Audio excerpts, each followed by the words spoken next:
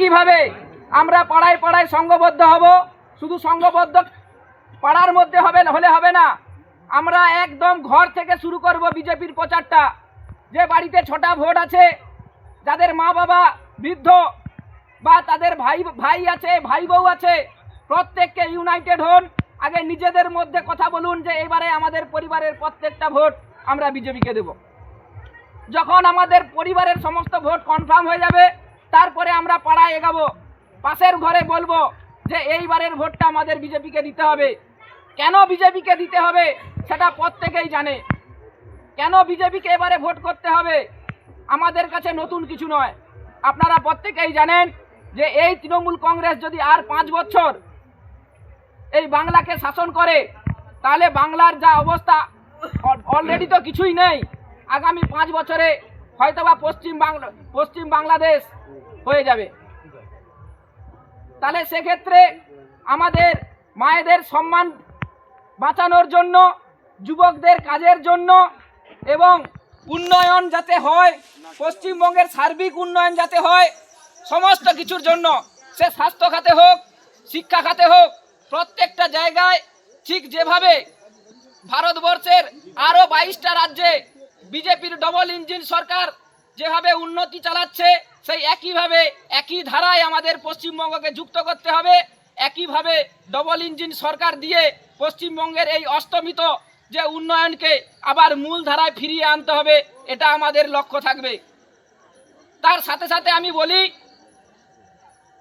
যে সংখ্যাতত্ত্বের বিচারে হয়তো আপনারা ভাবছেন যে গজিনা গ্রাম পঞ্চায়েত তৃণমূলের হাতে চলে গেছে। না বন্ধু, এখনো পর্যন্ত গজিনা গ্রাম পঞ্চায়েত বিজেপির হাতে আছে এবং আগামী 2026 নির্বাচনের পর এবারে অবশ্যই ভারতীয় জনতা পার্টি নবান্ন দখল করবে, পশ্চিমবঙ্গ দখল করবে। আর তারপরেই ফ্লোর টেস্টে বা সংখ্যাতত্ত্বের বিচারেও গজিনা গ্রাম পঞ্চায়েত পুনরায় আবার ভারতীয় জনতা পার্টি দখল করবে, এটা আপনারা মাথায় রাখবেন। তাই ডিমোটিভেট হওয়ার কোনো দরকার নেই। গজিনা গ্রাম পঞ্চায়েতে সমস্ত শিক্ষিত মানুষদের বসবাস। এখানে প্রত্যেকটা বাড়ি থেকে উচ্চ শিক্ষিত ছেলেরা বা উচ্চ শিক্ষিত মেয়েরা বাইরে পড়াশোনা করে। প্রত্যেকেই সবাই চায় পশ্চিমবঙ্গের বাস্তব পরিস্থিতি যেন উন্নত হয়। আমার বাড়ির ছেলেটা, আমার বাড়ির মেয়েটা যেন ওই ভাতার পিছনে না ছোটে। 1,500 টাকাতে কি আজকাল সংসার চলে আপনারা বলুন? বা 1,500 টাকার লক্ষ্মীর ভান্ডারে সংসার আজকাল চলে না। আমরা চাই, আমরা ওই ভাতা চাই না, আমরা কাজ চাই, আমরা পরিশ্রম করব, আমরা বিভিন্ন ইন্ডাস্ট্রিতে কাজ করব, তার বিনিময়ে আমরা ঠিক অন্যান্য রাজ্যে যেভাবে বেতন স্ট্রাকচার আছে, স্যালারি স্ট্রাকচার আছে, সেইভাবে আমরা স্যালারি চাই। কেন আমরা সারা ভারতবর্ষের শ্রমিকের থেকে পিছিয়ে থাকব? তাই বলি আপনারা প্রত্যেকে সংঘবদ্ধ হন। আমরা এই ভাতার সরকারকে উপড়ে ফেলব এবং আমাদেরকে কিভাবে বিমাতৃসুলভ আচরণ করা হয় আপনারা প্রত্যেকে দেখেছেন। বাগচা এবং গজিনা গ্রাম পঞ্চায়েতের যত মাতৃশক্তি লক্ষ্মী ভান্ডার পেত, তাদের 5 মাসের টাকা এখনো দেয়নি।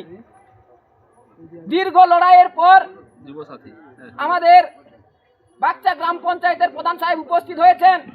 সম্মানীয় বিরোধী দলনেতা শুভেন্দু অধিকারীর নেতৃত্বে আমরা হাইকোর্টে PIL ফাইল করে আমাদের পঞ্চায়েতের যে সঞ্চালিকা আমাদের সুনিতাদি হাইকোর্টে কেস ফাইল করে সেই কেস লড়াইয়ের মাধ্যমে আমরা লক্ষ্মীর ভান্ডার পেয়েছি। কোনো ব্যক্তি তৃণমূলে গেছে বলে তার জন্য লক্ষ্মীর ভান্ডার ছেড়ে দেওয়া হয়েছে, এটা ভুল কথা, এটা ঠিক নয়। যদি ছেড়ে দেওয়া হতো তাহলে এখনো 5 মাসের টাকা কেন ছাড়েনি?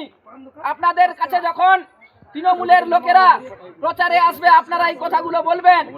কেন সারা পশ্চিমবঙ্গের লোক, সারা পশ্চিমবঙ্গের মহিলা যদি প্রত্যেক মাসে টাকা পেতে পারে, তাহলে বাগচা এবং গজিনা গ্রাম পঞ্চায়েতের মেয়েরা কি দোষ করেছিল?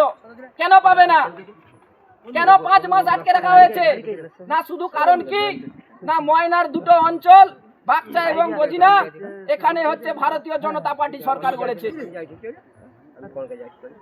এইভাবে ধমকে চমকে ভাতা আটকে দিয়ে, উন্নয়ন আটকে দিয়ে কোনোদিন বাগচা বা গজিনা অঞ্চলের মাতৃশক্তির মানসিকতা চেঞ্জ করা যাবে না। তারা অলরেডি মূল ধারায় ফিরে এসেছে, ভারতবর্ষের সঙ্গে একইভাবে উন্নয়ন চায়, তাই তারা 2023 সালেই ভারতীয় জনতা পার্টিকে সমর্থন করেছে। তাই বন্ধু প্রত্যেকেই আছেন, আপনারা নিজেদেরকে আবার নিজের পূর্বের জায়গায় ফিরিয়ে নিয়ে যান। আমাদের মধ্যে যে ঝড় বয়ে গেছে সব ঝড় চলে গেছে, ধুলোবালি পরিষ্কার হয়ে গেছে। এবার আমরা ফ্রেশ ভাবে প্রত্যেকে কাঁধে কাঁধ মিলিয়ে আমরা লড়াই করব এবং 2026 সালে যেই বিজেপির প্রার্থী হোক না কেন তাকে আমরা বিপুল ভোটে জয়ী করব।